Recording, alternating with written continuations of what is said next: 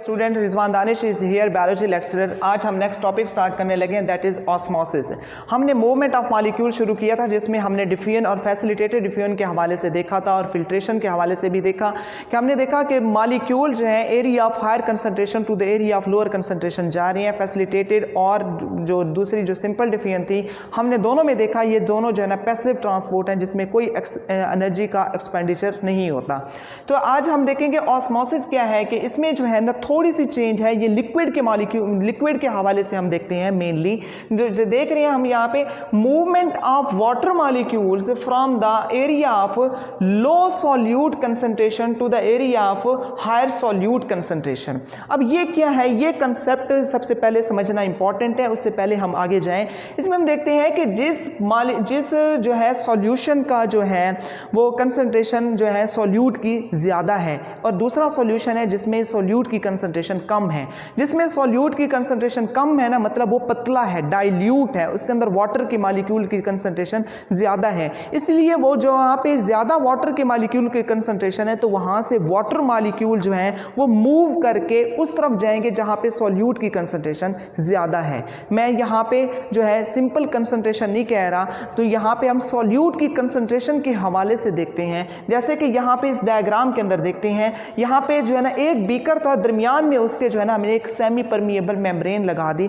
ये वाली जो मेम्ब्रेन है ये सिर्फ वाटर मॉलिक्यूल्स को गुजरने देती है, जो दूसरे सॉल्यूट के पार्टिकल्स हैं जो कि comparatively larger than the water molecules हैं, तो यहाँ पे उनको वो पास आउट नहीं होने देती। अब यहाँ पे देखते हैं, अगर मैं इसको नाम देता हूँ ए साइड और इसको नाम दे देता हूँ बी साइड। हम ए साइड में देखें तो यहाँ पे सॉल्यूट की जो कंसंट्रेशन है वो ज़्यादा है। यहाँ पे जो रेड जो कलर में जो मैंने शो की है यहाँ पे बड़े मॉलिक्यूल, वो सॉल्यूट की कंसंट्रेशन वो ज़्यादा है। जबकि बी साइड में देखते हैं कि ये सॉल्यूट की कंसंट्रेशन वो कम है, सिर्फ 3 से 4 मॉलिक्यूल जो हैं वो सॉल्यूट के देखे जा सकते हैं, जबकि ज़्यादातर मॉलिक्यूल किस चीज़ के हैं, वाटर के मौजूद हैं। अब यहाँ पे हम मूवमेंट देखते हैं कि वो किस तरफ होती है। अब दरमियान में मेम्ब्रेन भी लगा दी है, तो डेफिनेटली जहाँ पे वाटर की कंसंट्रेशन ज़्यादा है, ठीक है, वहाँ से मॉलिक्यूल जो है वो मूव करते हुए उस तरफ जाएंगे जहाँ पे वाटर की कंसंट्रेशन कम है। यहाँ पे हम ओवरऑल कंसंट्रेशन नहीं देख रहे, हम जो है ना उनको कंपेयर कर रहे हैं on the basis of presence of the solute concentration. जो कि सॉल्यूट की कंसंट्रेशन ए में ज़्यादा है, बी में कम है, बी में सॉल्वेंट ज़्यादा है, बी में लिक्विड ज़्यादा है, वाटर ज़्यादा है, तो यहाँ से पानी जो है मूव करता हुआ जो है ना वो ए साइड की तरफ चला जाता है। तो इस तरह की मूवमेंट को हम कहते हैं ऑस्मोसिस। तो ऑस्मोसिस का कॉन्सेप्ट आपने सॉल्यूट के हवाले से ज़रूर याद रखना है कि ये सॉल्यूट की कंसंट्रेशन जहाँ पे ज़्यादा होगी तो और दूसरी साइड पे कम होगी, तो कम सॉल्यूट वाली कंसंट्रेशन जिसमें कम है सॉल्यूट, इसका मतलब है वो जो सॉल्यूशन है वो हाइपोटोनिक है, उसके अंदर कम सॉल्यूट है तो सॉल्वेंट ज़्यादा है, तो वहाँ से वाटर का मॉलिक्यूल मूव करते हुए किस तरफ जाएंगे, जहाँ पे सॉल्यूट की कंसंट्रेशन ज़्यादा है या जो सॉल्यूशन गाढ़ा है। तो हम यहाँ पे एक और कंसेप्ट देखते हैं टॉनिसिटी का। टॉनिसिटी का मतलब ये है कि किसी भी सॉल्यूशन का आपस में कंपेयर करना। जैसे अभी हम कंपेयर कर रहे थे दोनों सॉल्यूशन के दरमियान कि ये भी एक सॉल्यूशन है, ये भी सॉल्यूशन है। इसमें मैंने कहा कि सॉल्यूट की कंसंट्रेशन कम है, सिर्फ 4 मॉलिक्यूल हमने देखे सॉल्यूट के, इधर जो है ना सॉल्यूट की कंसंट्रेशन ज़्यादा है। इधर मैंने कहा वाटर की कंसंट्रेशन ज़्यादा है, चूंकि सॉल्यूट की कंसंट्रेशन कम है तो दूसरी साइड पे वाटर की कंसंट्रेशन ज़्यादा है, यानी कि ये डाइल्यूट सॉल्यूशन है। जबकि दूसरी साइड पे हमने देखा वाटर की कंसंट्रेशन कम है और उसके अंदर कौन सी चीज़ ज़्यादा है, सॉल्यूट, तो इसलिए वो कंसंट्रेटेड सॉल्यूशन है, गाढ़ा सॉल्यूशन है। तो ये जब हम कंपेयर करते हैं आपस में तो इस चीज़ को हम कहते हैं टॉनिसिटी। तो टॉनिसिटी के हवाले से हम देखते हैं कि एक ऐसा सॉल्यूशन जिसमें सॉल्यूट की कंसंट्रेशन ज़्यादा है, एरो ऊपर जा रहे हैं मतलब हाई लेवल है सॉल्यूट की कंसंट्रेशन, उसको हम कहते हैं हाइपरटोनिक। इसका मतलब ये हुआ कि यहाँ पे जो ए सॉल्यूशन है, ए पार्ट जो है इसका, इसके अंदर सॉल्यूट की कंसंट्रेशन ज़्यादा है, ये हाइपरटोनिक है।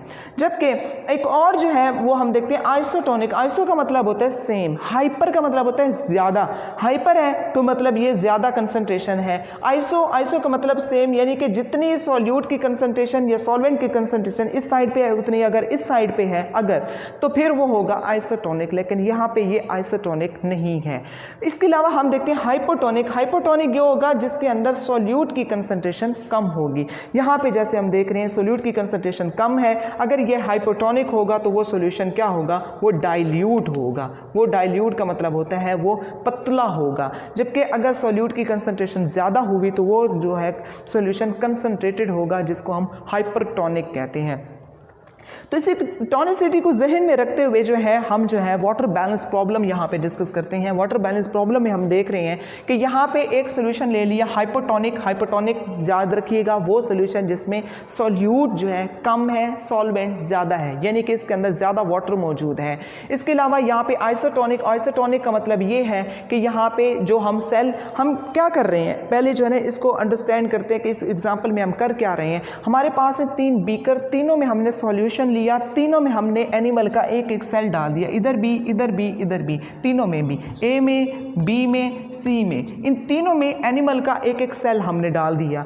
अब जब हम इसके अंदर सेल डालते हैं, जब हम सेल के अंदरूनी कंसंट्रेशन को देखते हैं और इसके बैरूनी कंसंट्रेशन, यानी कि जो हमने जिस बीकर में या जिस पॉट के अंदर हमने इसको डाला है सेल को, तो वहाँ पे इन दोनों के कंसंट्रेशन का मवाजना करते हैं, तो पता चलता है कि ये जो सेल के अंदर वाटर के मॉलिक्यूल्स हैं उनकी कंसंट्रेशन कम है और सेल के बाहर वाले एनवायरनमेंट के अंदर वाटर की कंसंट्रेशन ज़्यादा है। तो होगा क्या, बाहर से वाटर मूव करता हुआ अंदर आएगा, चूँकि वो हायर कंसंट्रेशन से लो कंसंट्रेशन की तरफ आ रहा है। यहाँ पे चूँकि अंदर जो है, बाहर जो है सोल्यूट कम है और वो सारा का सारा क्या है, लिक्विड मौजूद है, इसलिए वो हायर कंसंट्रेशन से वो किधर मूव करता आ रहा है, लो कंसंट्रेशन की तरफ। अब चूँकि अंदर वाले सेल में जो है ना वाटर के मॉलिक्यूल कम थे और सोल्यूट जो है वो ज़्यादा था, इसीलिए बाहर से वाटर मूव करके अंदर आएगा।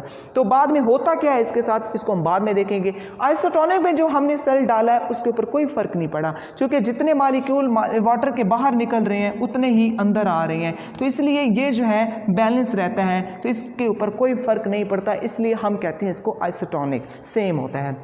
जबकि दूसरी तरफ है हाइपोटोनिक। हाइपो का मतलब है कम, किस चीज़ की कमी है, सॉरी एक जो है यहाँ पे जो है सॉल्यूशन जो है वो हमने देखा हाइपोटोनिक था।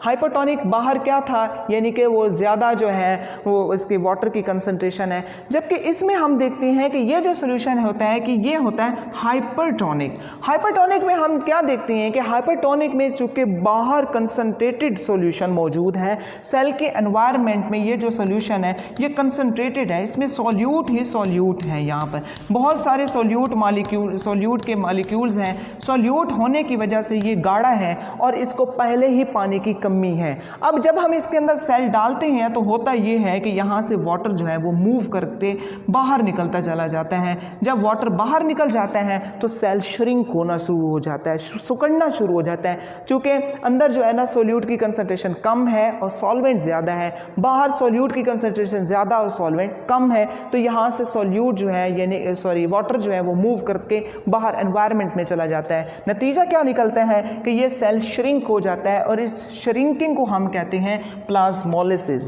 तो इन हाइपरटोनिक, अभी हमने देखा हाइपरटोनिक एनवायरनमेंट में क्या होता है, वाटर लूज हो जाता है एंड साइटोप्लाज्म श्रिंक्स, साइटोप्लाज्म जो है सिकुड़ जाता है, श्रिंक हो जाता है, इसी श्रिंकिंग को हम प्लाज्मोलिसिस कहते हैं। जबकि हाइपरटोनिक में देखा हमने कि इसमें क्या होगा, वाटर रश करता हुआ सेल के अंदर मुसलसल आता है, जिसकी वजह से क्या होता है कि सेल जो है फूल जाता है, फूलने से फिर क्या हो जाता है, रप्चर हो जाता है, फट जाता है। जबकि इन प्लांट सेल, अगर हम प्लांट के हवाले से देखें तो अगर प्लांट का सेल इसमें डालते हैं तो वो सेल नहीं फटता। उसकी वजह क्या है, क्योंकि उसके बाहर सेल वॉल भी मौजूद है, तो सेल वॉल की मौजूदगी जो है उसको फटने नहीं देती, बल्कि सेल क्या हो जाता है, टर्जिड हो जाता है, जिसको हम कहते हैं ट्रिगर प्रेशर। कि चूंकि outward pressure on the cell wall, चूंकि सेल वॉल के ऊपर जो मुसलसल प्रेशर पड़ रहा है वाटर का, तो वो उस वजह से, लेकिन वो फटता नहीं है। बाय इंटरनल वाटर, जो सेल के इनसाइड द वाटर जो है वो बाहर निकलने की कोशिश करता है, लेकिन वो प्रेशर पड़ता रहता है सेल वॉल के ऊपर, और उसको हम कहते हैं ट्रिगर प्रेशर।